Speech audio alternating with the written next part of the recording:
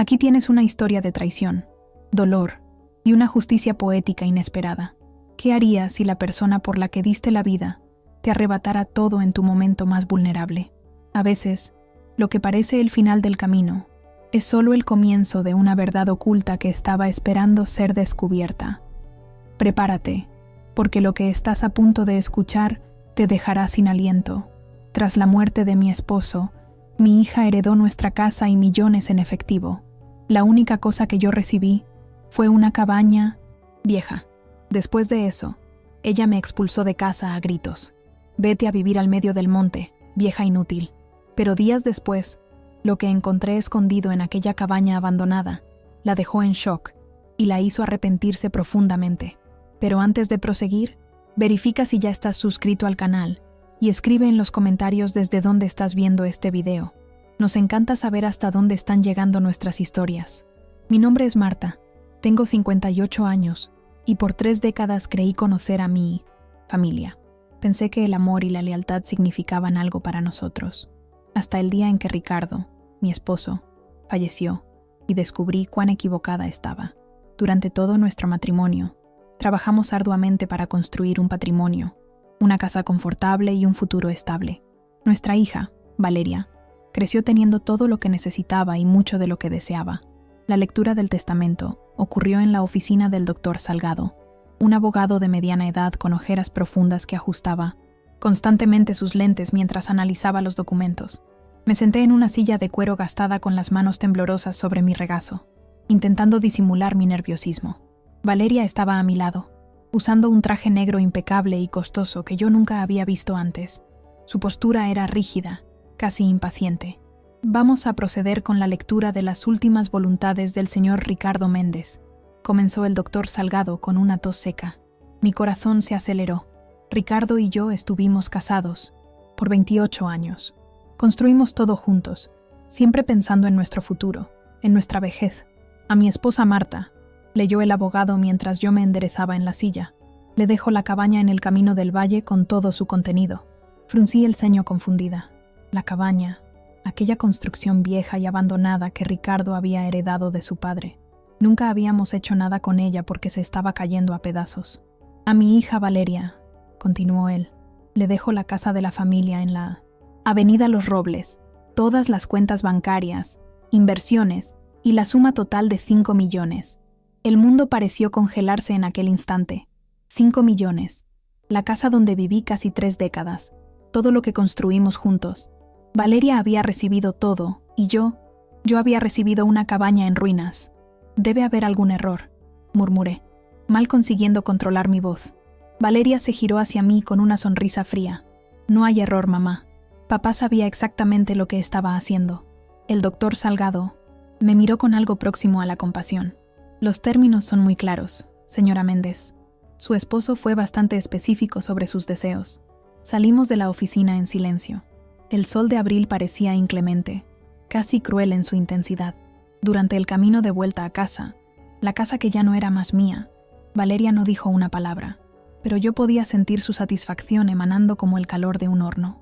Aquella noche, mientras yo preparaba la cena, como había hecho por décadas, ella finalmente habló. Mamá, necesitamos conversar sobre tu vivienda. Posé el cuchillo en la tabla de picar. ¡Qué conversación!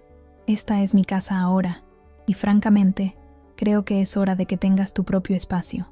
La miré, esperando alguna señal de que estuviera bromeando. Valeria, esta fue mi casa por 28 años. Fue aquí donde construí mi vida con tu padre. Papá no está más aquí, respondió ella fríamente. Y esta casa es mía. Ahora tú tienes la cabaña. La cabaña no tiene electricidad, ni agua.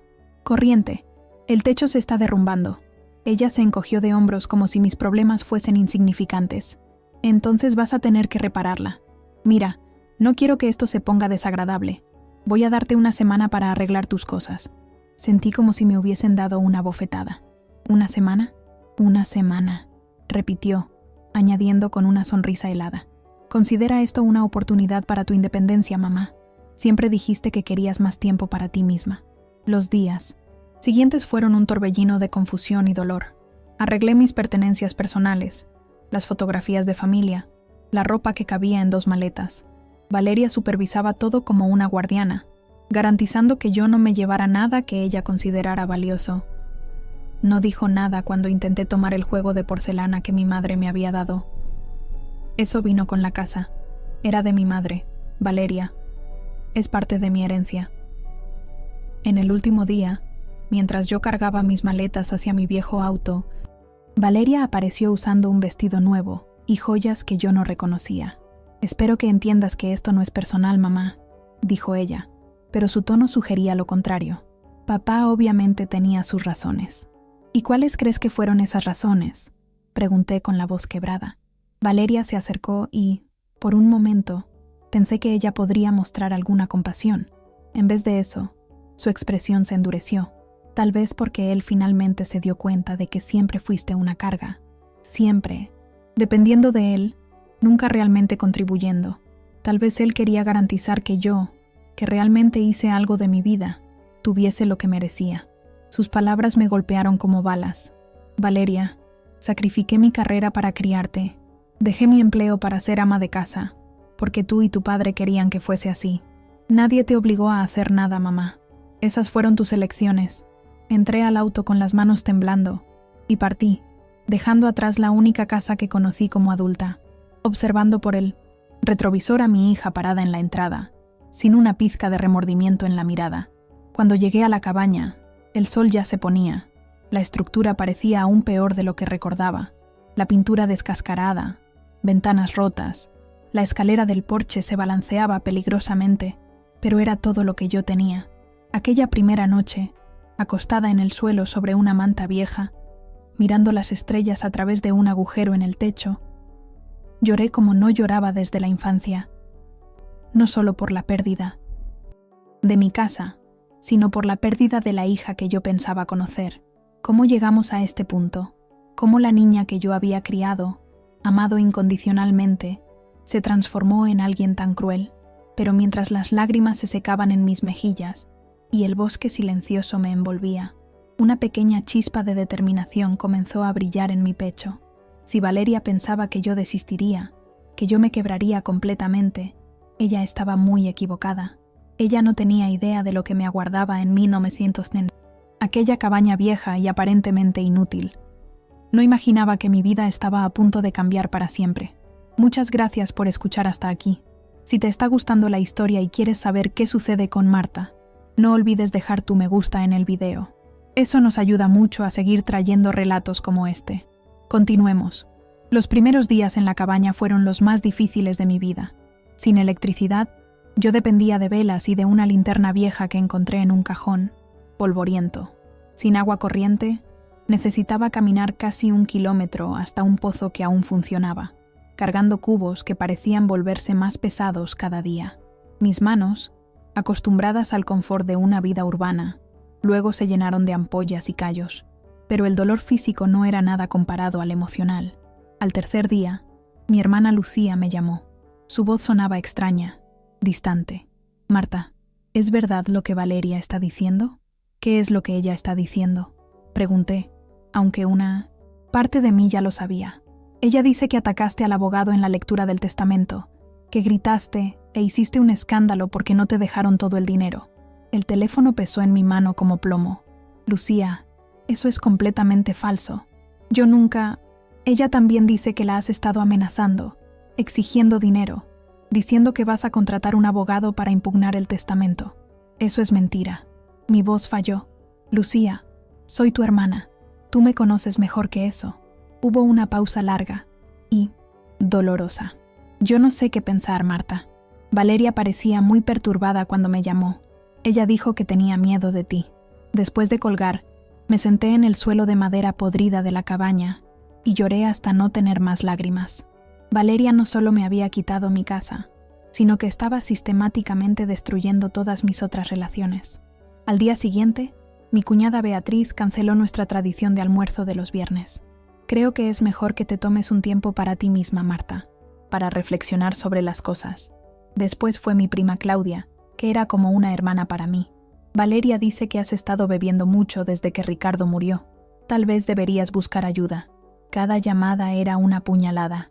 Valeria había construido cuidadosamente una narrativa donde yo era la villana, la viuda codiciosa y desesperada, que no conseguía aceptar que su propio marido no confiaba en ella con su fortuna. Una semana después de mudarme a la cabaña, Valeria apareció en mi puerta. Llegó en un auto nuevo, reluciente, usando un abrigo que probablemente costaba más que mi vehículo entero. «Hola, mamá», dijo con una sonrisa falsa. «Vine a ver cómo te estás adaptando». La miré a través de la puerta de malla rota, intentando procesar su presencia. «¿Qué quieres, Valeria? ¿No puedo visitar a mi madre?» Ella rió, pero el sonido era vacío. «Vaya, este lugar realmente es un desastre, ¿no es así? Mira esas ventanas rotas y aquel techo. Dios mío, ¿realmente estás viviendo aquí?» «No tengo opción». «Bueno, creo que tendrás que hacer que funcione». Ella se acercó y bajó la voz. «Sabes, mamá, he estado conversando con la familia sobre ti. Mi estómago se revolvió. ¿Qué has estado hablando con ellos?» «Solo la verdad, que has estado muy amargada desde la lectura del testamento, que no consigues aceptar las decisiones de papá, que has hecho comentarios muy desagradables sobre mí. Valeria, eso no es verdad y tú lo sabes». Ella se encogió de hombros. «La percepción es la realidad, mamá, y la percepción es que tú no estás lidiando bien con el duelo». Entonces se giró y comenzó a caminar de vuelta hacia el auto, pero paró y miró por encima del hombro. «Ah, ¿y mamá?» «Lucía mencionó que podrías intentar impugnar el testamento. Solo para que sepas, papá trabajó con el mejor abogado del estado. Todo está legalmente sellado. Si intentas algo, solo te vas a quedar sin el poco dinero que tienes». Después de que ella se fue, me quedé parada en aquella puerta rota por un largo tiempo, observando su auto desaparecer en el camino de tierra. La realidad de mi situación me golpeó como una avalancha. No solo había perdido mi casa y mi familia, sino que Valeria había sistemáticamente destruido mi reputación. Aquella noche, mientras intentaba arreglar una de las ventanas rotas con cinta adhesiva y cartón, reflexioné sobre los últimos 28 años. Yo había sido realmente una madre tan mala, una esposa tan mala. Recordé cuando Valeria tenía 7 años y contrajo neumonía. Pasé 3 noches seguidas en el hospital, durmiendo en una silla incómoda, sosteniendo su mano. Recordé todas las presentaciones escolares a las que asistí, todos los proyectos de ciencias que ayudé a hacer, todas las noches que me quedé despierta esperando que ella llegara a casa cuando era adolescente. Recordé cuando Ricardo perdió el empleo en 2001 y yo volví a trabajar como recepcionista para mantener a la familia. Recordé cómo dejé ese empleo cuando él encontró uno mejor, porque él dijo que era importante que hubiese alguien en casa para Valeria. ¿Esas cosas significaron algo para él? ¿Significaron algo para Valeria? Aparentemente no. 2 semanas después de mudarme, mi vecino más cercano, el señor Gustavo, vino a visitarme. Era un hombre mayor que conocía a Ricardo hacía años. «Marta», dijo él, quitándose el sombrero, «siento mucho lo de Ricardo y siento aún más por lo que está pasando contigo». «Gracias, señor Gustavo. Vivo aquí hace 40 años», continuó, «y conozco el valor de esta tierra». Su marido era un hombre inteligente, muy inteligente. En ese momento no entendí lo que él quería decir, pero sus palabras se quedaron conmigo como un enigma a ser descifrado. Al final de mi segundo mes en la cabaña, yo había perdido peso. Mis manos estaban callosas y ásperas. Mi cabello había perdido el brillo, y nuevas líneas habían aparecido alrededor de mis ojos. Pero había algo más, una nueva dureza en mí, que no estaba allí antes. Una determinación que crecía cada día más fuerte. ¿Entiende? Una mañana, mientras barría los escombros del porche, encontré algo que cambiaría todo. Una llave antigua y extraña, parcialmente enterrada bajo algunas tablas sueltas del suelo. Era diferente de cualquier llave que yo hubiese visto, pesada y con un diseño ornamentado. La sostuve contra la luz del sol, girándola entre los dedos. ¿Para qué puerta sería aquella llave? En una cabaña que yo creía conocer cada rincón, había encontrado algo completamente nuevo y misterioso. Aquella noche, mientras las velas parpadeaban a mi alrededor y el bosque crujía afuera, examiné la llave más de cerca. Tenía pequeños símbolos grabados que yo no conseguía descifrar, y algo me decía que aquella no era una llave común. Por primera vez en meses, sentía algo más allá de la desesperación y la tristeza. Era curiosidad. Y por debajo de esa curiosidad había algo aún más poderoso: esperanza. Yo no sabía entonces que aquella pequeña llave de metal envejecido cambiaría completamente el rumbo de mi vida. No sabía que mi existencia solitaria estaba a punto de transformarse en algo completamente diferente, algo que le daría a Valeria una sorpresa que ella jamás esperaría. La obsesión por la llave me consumió por días. La cargaba en el bolsillo mientras realizaba las tareas diarias de supervivencia: recolectar leña, buscar agua, intentar arreglar las goteras del techo. Toda noche, a la luz de las velas, la examinaba, intentando descifrar su propósito. Los símbolos grabados parecían familiares, pero no conseguía recordar dónde los había visto antes. Eran pequeños, delicados, como si hubiesen sido hechos por un artesano habilidoso hace mucho tiempo. Al cuarto día, tras encontrarla, decidí inspeccionar la cabaña de forma más sistemática. En los meses que estuve viviendo allí, estaba muy ocupada intentando sobrevivir para realmente explorar. Ahora, con la llave como motivación, comencé a buscar cualquier cerradura, compartimento o escondite que pudiese corresponder. Comencé por el sótano, un espacio húmedo y repleto de telarañas que yo había evitado hasta entonces. Armada con mi linterna y determinación renovada, bajé las escaleras de madera que crujían amenazadoramente bajo mi peso. El sótano era más grande de lo que esperaba, extendiéndose por toda la estructura de la cabaña. Las paredes eran de piedra bruta y el suelo de tierra batida. En una esquina había una pila de cajas viejas cubiertas de polvo. En otra, herramientas oxidadas colgaban de ganchos en la pared. Fue entonces que la vi. Una pequeña puerta de metal empotrada en la pared del fondo, casi escondida detrás de una estantería antigua. Mi corazón se aceleró mientras me acercaba. La puerta tenía una cerradura pequeña y ornamentada con los mismos símbolos grabados que yo había visto en la llave. Con las manos temblorosas, tomé la llave de mi bolsillo y la inserté en la cerradura. Ella encajó perfectamente. El mecanismo giró con un clic suave y, a pesar de los años que probablemente estuvo cerrada, la puerta se abrió, revelando una pequeña caja fuerte empotrada en la pared. Dentro había un sobre grueso de papel pardo y una caja de metal más pequeña. Tomé ambos objetos con cuidado y subí las escaleras, mi corazón latiendo con una mezcla de expectativa y aprensión. Allí arriba, bajo la mejor luz que conseguía, abrí el sobre primero.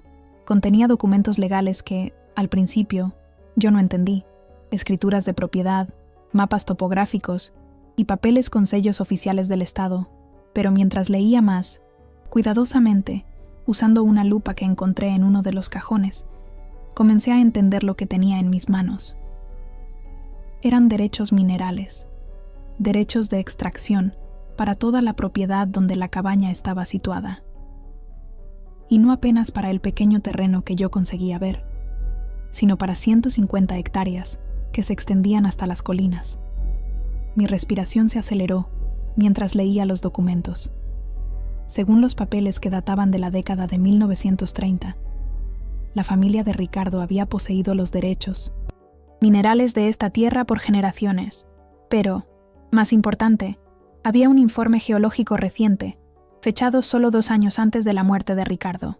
El informe indicaba depósitos significativos de cuarzo de alta calidad, así como posibles vetas de piedras semipreciosas.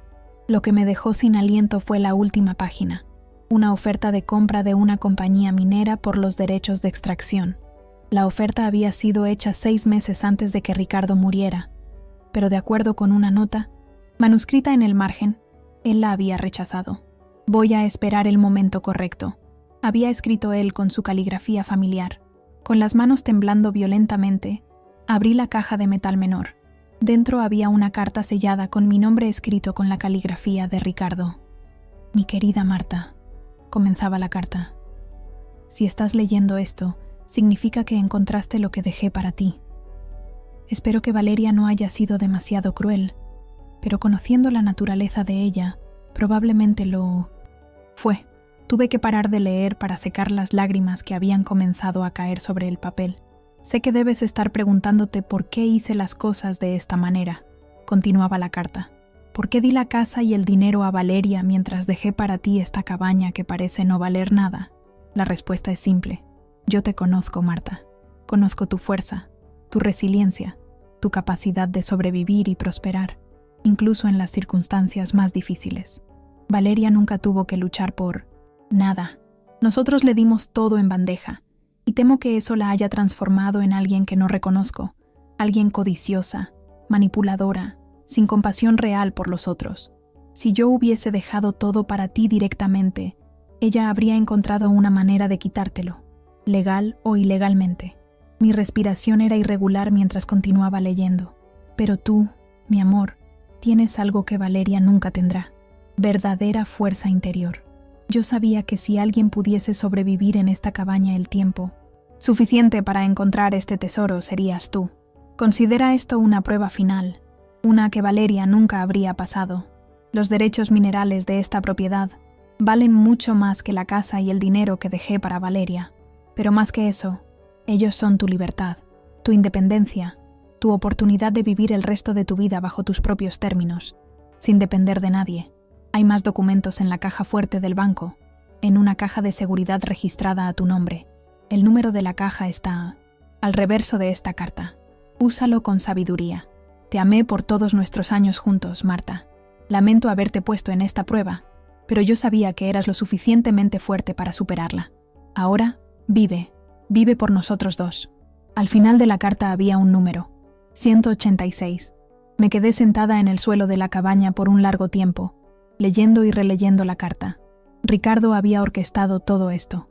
El testamento que parecía tan cruel, tan injusto, en verdad, había sido su forma de protegerme, de Valeria, y al mismo tiempo, darme algo que ella nunca podría tocar. Pero había algo más en sus palabras que me hizo sentir una mezcla de amor y dolor. Él me conocía lo suficientemente bien para saber que yo sobreviviría a esta prueba, pero también había conocido a Valeria lo suficientemente bien para saber que ella me traicionaría. ¿Por cuánto tiempo él supo que nuestra hija era capaz de tanta crueldad? ¿Cuándo vio él la persona en la que ella se convirtió? Aquella noche, por primera vez en 1900 meses, no me sentí desesperada. No me sentí abandonada o traicionada. Sentí algo que había olvidado cómo era sentir: poder. Valeria pensaba que me había destruido. Ella pensaba que había vencido, que finalmente se había librado de la madre que consideraba un estorbo. Pero ella no tenía idea de lo que yo realmente había heredado. No tenía idea de que su crueldad había sido exactamente la prueba que Ricardo esperaba que ella fallara. Al día siguiente, conduje hasta el banco en la ciudad. La caja, fuerte 186, contenía aún más documentos, incluyendo informes geológicos actualizados y correspondencia con 3 compañías mineras diferentes, todas interesadas en los derechos de extracción. La oferta más reciente, fechada una semana antes de la muerte de Ricardo, era de 8 millones. Mientras conducía de vuelta a la cabaña, no conseguía parar de pensar en Valeria, probablemente en la casa que solía ser mía, gastando el dinero que ella creía que era su gran victoria. Ella no sabía que su madre, la mujer que ella había tratado como basura, acababa de volverse millonaria, pero aún no era el momento de la revelación. Primero, yo tenía que decidir exactamente cómo quería usar este nuevo poder. Una cosa era segura: Valeria había subestimado gravemente a la mujer que la crió. Los días siguientes fueron un torbellino de investigación silenciosa. Decidí no hacer nada precipitado. Ricardo había sido meticuloso en su planificación, y yo sería igualmente cuidadosa en la ejecución. Primero entré en contacto con un abogado diferente, uno que quedaba en la ciudad vecina y que no conocía a Valeria. El doctor Ferreira era un hombre mayor, especializado en derechos minerales y transacciones de tierras. Cuando le mostré los documentos, sus ojos se iluminaron con interés profesional. «Señora Méndez», me dijo, ajustando los lentes para examinar mejor los papeles. «Esto es extraordinario. Su marido tenía documentación impecable aquí. Esos derechos minerales son legítimos y están completamente separados de cualquier otra herencia». ¿Qué significa eso exactamente? Significa que, aunque su hija haya heredado la casa y el dinero, esos derechos minerales son completamente independientes.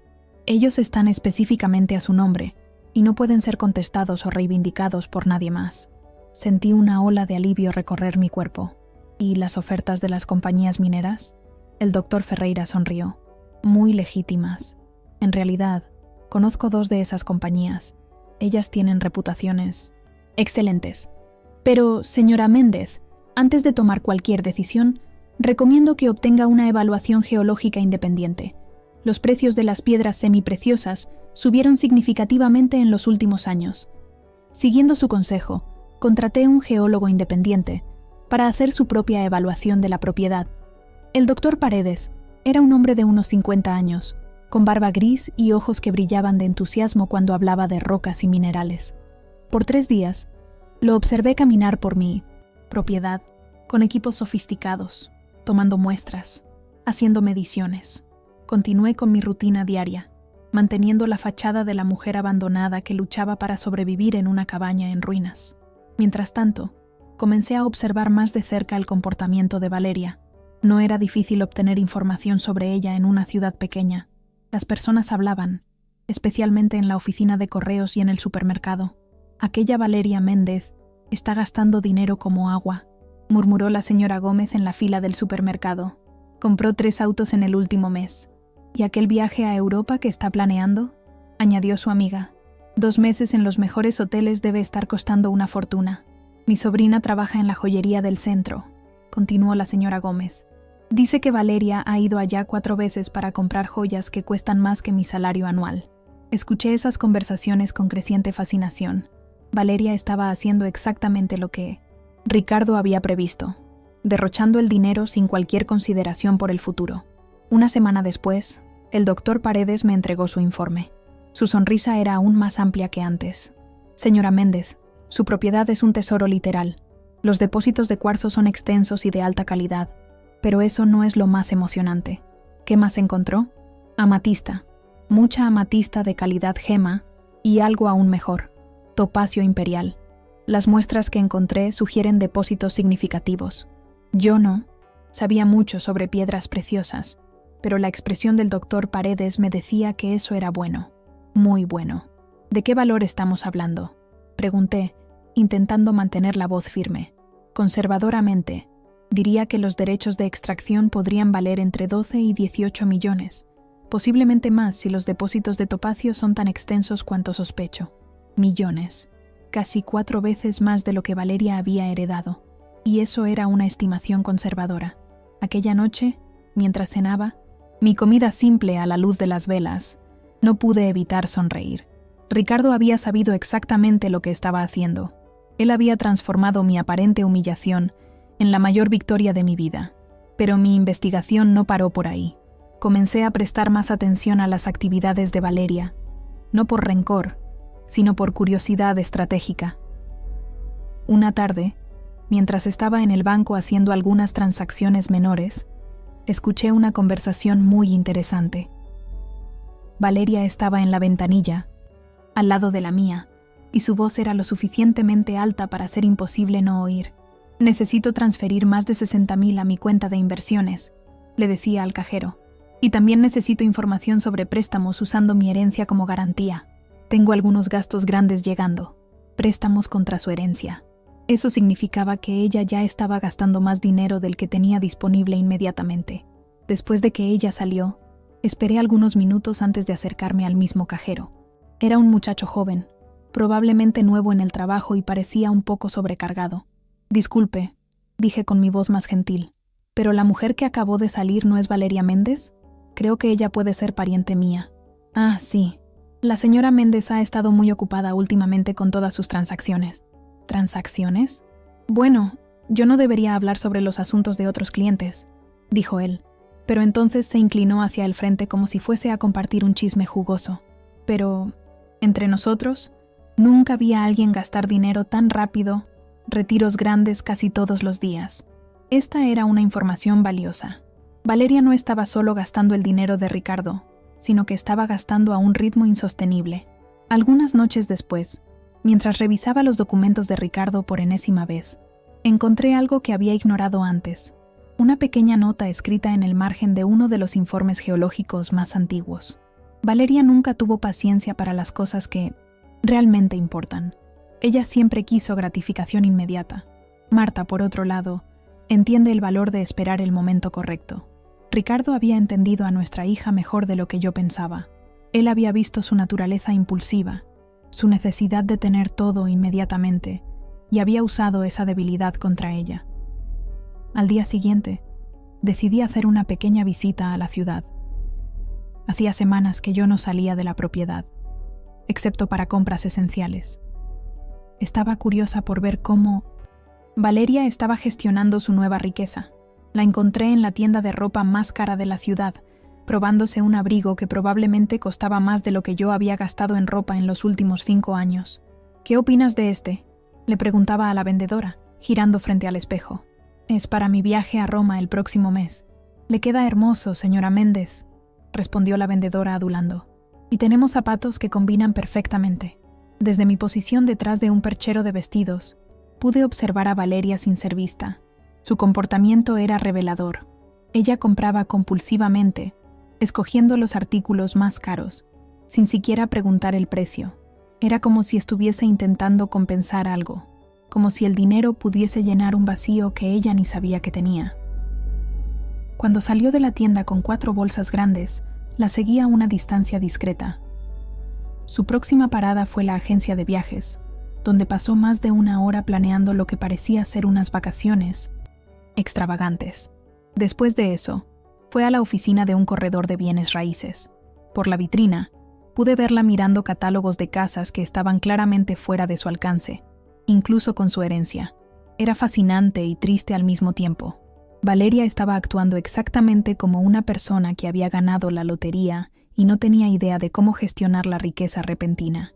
Ella estaba tomando decisiones impulsivas que la llevarían a la ruina financiera en pocos años. Aquella noche, de mí no me siento más. Vuelta a mi cabaña, hice algunos cálculos básicos con base en lo que había observado y escuchado. Valeria estaba gastando cerca de 70.000 al mes. A ese ritmo, sus 5 millones durarían menos de 6 años, sin contar los intereses que ella probablemente estaba acumulando en préstamos. Ricardo tenía razón. Valeria no tenía la disciplina o la sabiduría para lidiar con riqueza verdadera, pero yo sí. Mientras las velas parpadeaban a mi alrededor y el bosque susurraba en la oscuridad allá afuera, tomé una decisión. Era hora de comenzar a transformar mis derechos minerales en realidad, pero yo lo haría a mi manera, bajo mis términos, y cuando fuese el momento perfecto. Valeria tendría su sorpresa, pero primero ella tendría su caída. 6 meses después de mudarme a la cabaña, mi vida había cambiado de maneras que yo nunca podría haber imaginado. Había vendido los derechos minerales a la compañía minera más confiable por 14 millones, tras una negociación cuidadosa que me garantizó también regalías futuras. Pero mantuve mi vida simple, por lo menos en la apariencia. Aún vivía en la cabaña, aunque ahora tuviese electricidad y agua corriente instaladas discretamente. Por fuera, el lugar aún parecía deteriorado, exactamente como Valeria esperaría, pero por dentro yo había hecho mejoras sutiles para mi confort. Mi abogado, el doctor Ferreira, había estructurado todo de forma que el dinero estuviese completamente protegido y diversificado. Yo tenía recursos suficientes para vivir confortablemente por el resto de mi vida, y mucho más. Pero más importante que el dinero era la sensación de control que yo había recuperado sobre mi propia existencia. Mientras tanto, yo observaba atentamente la progresión previsible de la vida de Valeria. Mis fuentes de información en la ciudad se volvieron más confiables a medida que las personas comenzaban a verme con simpatía. La pobre mujer mayor abandonada por su hija cruel. Lo que yo escuchaba era exactamente lo que esperaba, pero aún así la velocidad de la caída de Valeria me sorprendía. Ella vendió 2 de los autos que compró, me informó la señora Gómez durante uno de nuestros encuentros casuales en el supermercado, y canceló aquel viaje a Europa que tenía planeado. ¿En serio?, pregunté fingiendo sorpresa. Mi cuñada trabaja en el banco. Ella dice que Valeria ha ido allá casi todos los días intentando conseguir más préstamos. Aparentemente ya debe más de 300.000. 300.000 en deudas en apenas 6 meses. El ritmo de autodestrucción de 1900 en Valeria era aún más rápido de lo que yo había calculado, pero lo que realmente me confirmó que el mundo de ella se estaba desmoronando fue cuando la vi en la farmacia en una tarde de martes. Ella parecía diferente. Su cabello, que siempre mantenía impecable, estaba descuidado. Sus ropas, aunque aún caras, parecían arrugadas, pero lo más revelador eran sus ojos. Tenían la mirada desesperada de alguien que finalmente se estaba dando cuenta de las consecuencias de sus acciones.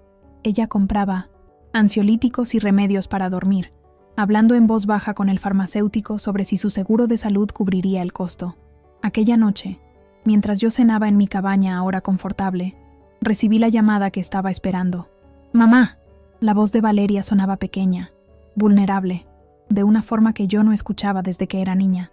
«Hola, Valeria. Mamá, necesito hablar contigo. ¿Puedo ir a verte? Es urgente». Miré por la ventana hacia la oscuridad del bosque, sintiendo una extraña calma. «Claro, ven cuando quieras. Voy ahora. Es muy importante». «Está bien, tú sabes dónde encontrarme». 1 hora después, oí el sonido de un auto acercándose por el camino de tierra, pero cuando salí al porche, vi que no era más el auto lujoso. Era un modelo más antiguo, probablemente de segunda mano. Valeria salió del vehículo lentamente, como si cada movimiento le costara un esfuerzo inmenso. Cuando se acercó a la luz del porche, pude ver que había llorado. Sus ojos estaban rojos e hinchados, y su rostro, sin maquillaje, mostraba un cansancio profundo. «Mamá», ella comenzó, su voz fallando. «Cometí errores terribles». No respondí inmediatamente. Apenas me quedé allí observándola, recordando todas las veces que ella vino hacia mí con problemas cuando era más joven, y de cómo aquellas visitas cesaron completamente cuando entró a la facultad y decidió que no necesitaba más de mí. «¿Quieres entrar?», pregunté finalmente. Ella asintió, y yo la guié dentro de la cabaña. Había preparado el té como si supiese que esa conversación estaba llegando. Valeria se sentó en la silla que yo había colocado para visitas, mirando alrededor con ojos que parecían ver el lugar por primera vez. «En verdad, no es tan malo como yo pensaba», murmuró ella. «Hiciste mejoras». «Hice lo que pude». Ella se quedó en silencio por un largo momento, retorciendo las manos en el regazo. Finalmente me miró. «Mamá, estoy en problemas. Problemas serios». «¿Qué tipo de problemas?» «Dinero. Yo debo mucho. Dinero, más de lo que puedo pagar». «¿Cuánto?» «Casi 500,000. Su voz era apenas un susurro. Pensé que tenía más tiempo. Pensé que el dinero de papá duraría para siempre, pero hice inversiones estúpidas. Compré cosas caras. Gasté sin pensar. Los intereses de los préstamos me están sofocando». Miré para ella, esta mujer que había sido mi bebé, mi niñita, y que se había transformado en alguien que yo mal reconocía. Pero ahora, sentada en mi cabaña humilde, despojada de toda su arrogancia anterior, yo podía ver un vislumbre de la chica que ella solía ser. «¿Y qué quieres que yo haga?», pregunté suavemente. «Necesito tu ayuda, mamá. Sé que no merezco. Sé que fui horrible contigo, pero tú eres la única familia que tengo». Las lágrimas comenzaron a caer por sus mejillas, y por un momento mi corazón se ablandó. Al final, esta era mi hija. La niña que yo había criado, que había amado incondicionalmente, no importaba cuánta dolor ella me había causado. «Valeria», dije calmamente, «hace 6 meses tú me dijiste que me fuera a vivir al medio del monte. Tú me llamaste vieja inútil, me humillaste frente a personas que conocía y me expulsaste de la única casa que yo tenía como hogar. Yo sé, mamá, yo sé, y me arrepiento tanto. Tú quitaste mis fotografías de familia, mis ropas, hasta incluso la porcelana de mi madre. Tú dijiste que yo nunca había contribuido para nada, que yo siempre había sido una carga. Cada palabra que yo decía era como una bofetada para ella. Yo podía ver eso, en su rostro, la manera como ella se encogía con cada recordatorio de su crueldad. «Y ahora», continué, «tú vienes a esta cabaña que considerabas indigna de ti pidiéndome ayuda. Dime, Valeria, ¿qué cambió? ¿De repente soy una buena madre porque necesitas dinero?» «No, mamá, no es eso. Me di cuenta de lo que hice. Tuve tiempo para pensar, para ver cómo traté a la única persona que siempre me amó incondicionalmente». Sus palabras sonaban sinceras, y una parte de mí quería creer en ellas.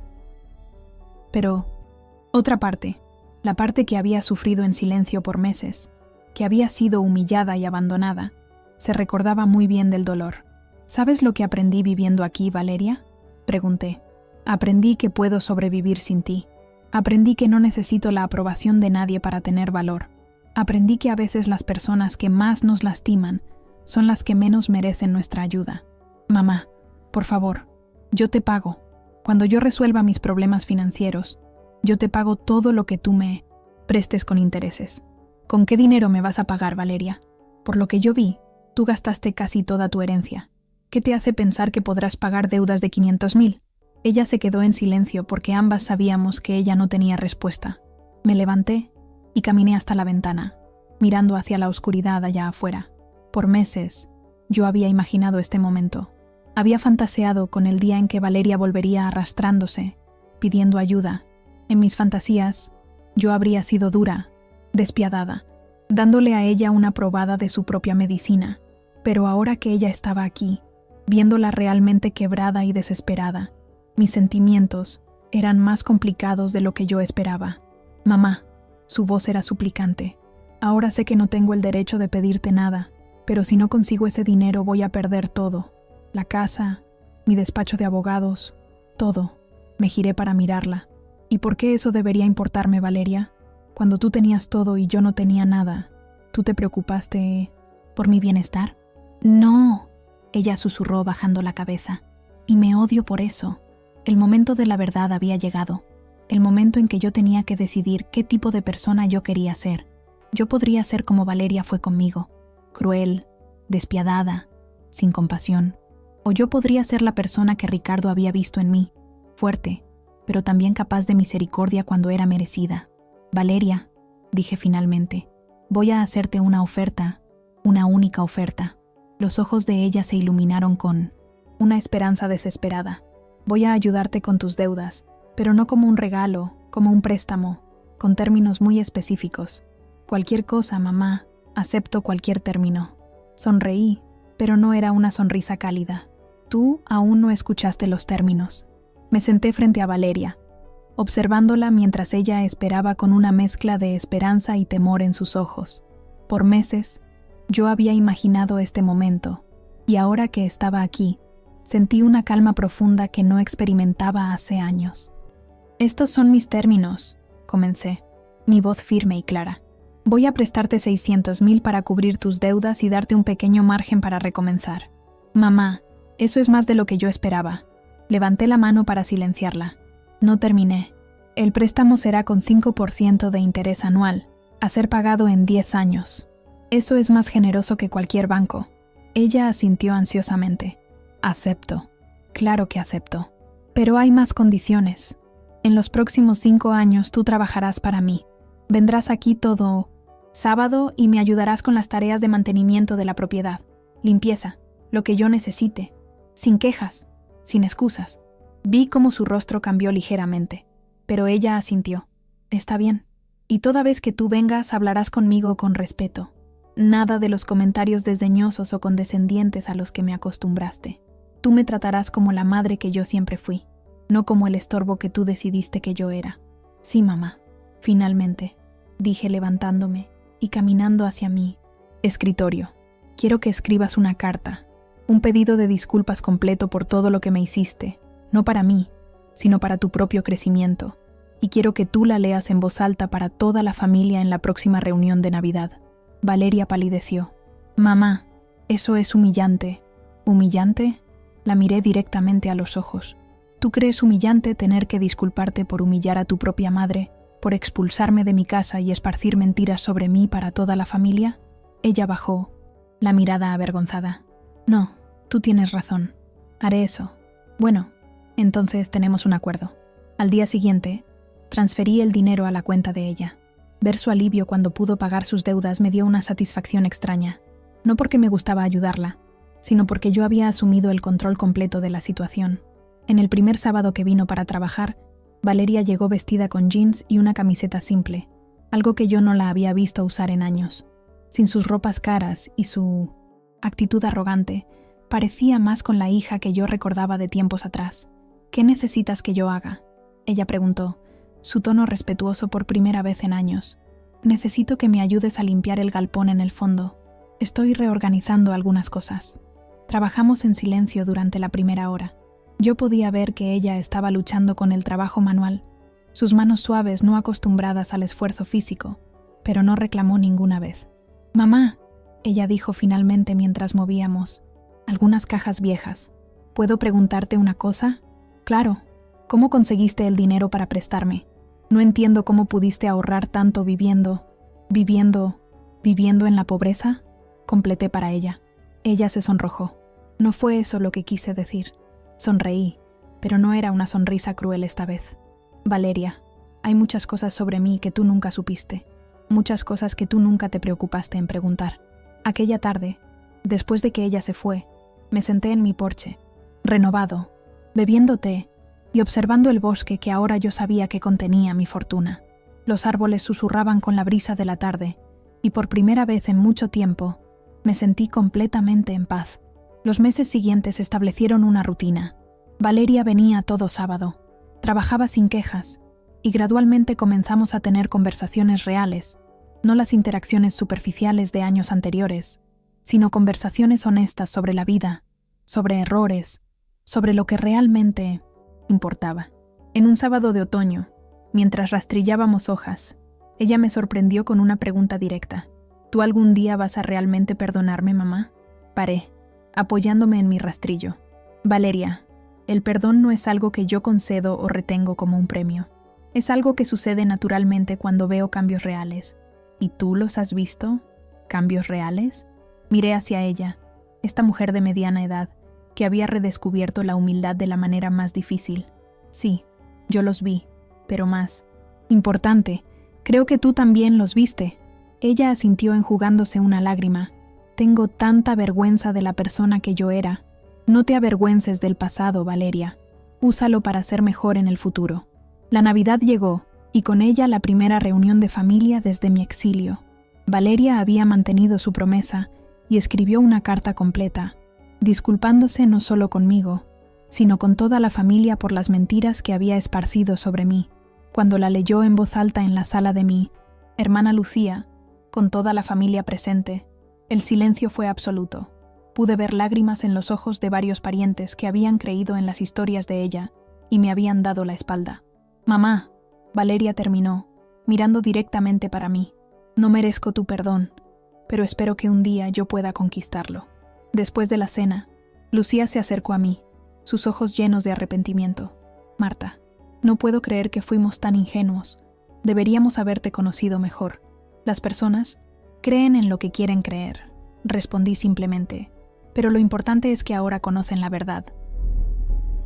En la primavera siguiente, exactamente un año después de encontrar la llave en la cabaña, tomé una decisión importante. Era hora de revelar mi verdadera situación, pero yo lo haría a mi manera. Compré una casa linda en las colinas con vista para el valle donde había crecido. No era ostentosa, pero era elegante, confortable y completamente mía. Cuando Valeria llegó para su sábado habitual de Minomesi, trabajo y encontró la cabaña vacía con una nota dirigiéndola hacia mi nueva dirección. Su shock fue visible en cada línea de su rostro. «Mamá», dijo ella cuando llegó a mi nueva casa, «¿qué es todo esto?» «Es mi casa», respondí simplemente, «mi verdadera casa». «¿Pero cómo? ¿Y el dinero que tú me prestaste? ¿Tu situación financiera?»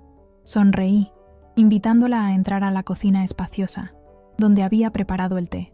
«Valeria, ¿te acuerdas de la cabaña que creías que no valía nada?» «Sí, resulta que tu padre sabía de algo que ni tú ni yo sabíamos al principio. Aquella tierra contenía derechos minerales muy valiosos, extremadamente valiosos. Vi cómo ella procesaba esa información, cómo su expresión cambiaba de confusión a comprensión, y después a algo que solo puedo describir como asombro, mezclado con respeto. ¿Quieres decir que papá sabía?» «Tu padre sabía exactamente lo que estaba haciendo. Él sabía que tú desperdiciarías el dinero en efectivo, pero que yo tendría la paciencia y la sabiduría para descubrir el verdadero tesoro que él había dejado para mí». Valeria se quedó en silencio por un largo tiempo. Finalmente me miró. «Entonces, tú nunca necesitaste mi dinero. Tú podrías haberme dejado sufrir las consecuencias de mis acciones». «Sí, yo podría». «¿Por qué no lo hiciste?» Me acerqué a ella y coloqué mi mano sobre la suya, porque a pesar de todo lo que pasó, tú todavía eres mi hija. ¿Y por qué creí que la persona que tú solías ser aún existía en algún lugar dentro de sí? ¿Ti?» Lágrimas comenzaron a caer por sus mejillas. «Yo no merezco tu bondad. Tal vez no», dije suavemente, «pero el amor de una madre no siempre se basa en lo que se merece. En aquel verano, Valeria terminó de pagar su préstamo 3 años antes del plazo combinado.